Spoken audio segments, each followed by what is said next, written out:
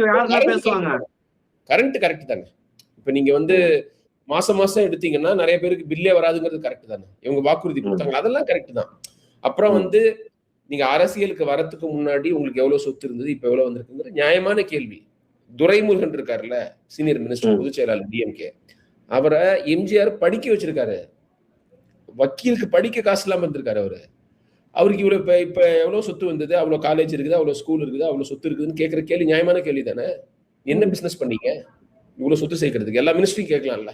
திமுக யாராவது ஏழை மினிஸ்டர் இருக்காங்களா? அதெல்லாம் நியாயமான கேள்வி. பட் நான் என்ன சொல்றேன், நீங்க சொன்ன மாதிரி ஸ்கிரிப்ட் இல்லாம இப்ப நம்ம மனசு சாதாரணமா பேசு, என்ன ஆயிட போகுது? இவ்வளவு சொத்து சேர்த்திருக்கிறாங்க, நான் சினிமால கஷ்டப்பட்டு நடிச்சேன், அதுல எனக்கு வந்த காசும் இதுவும் ஒன்னான்னு கேட்கலாம். இப்ப நீங்க இன்கம் டாக்ஸ் எவேஷன் தப்பு தாங்க, அறம் கிடையாது. நீங்க பிளாக்ல பணம் வாங்குறது. ஏதோ அண்ணாட காட்சி வாங்கினா பரவாயில்ல, நீங்க அவ்வளவு கோடீஸ்வரரா இருக்கிற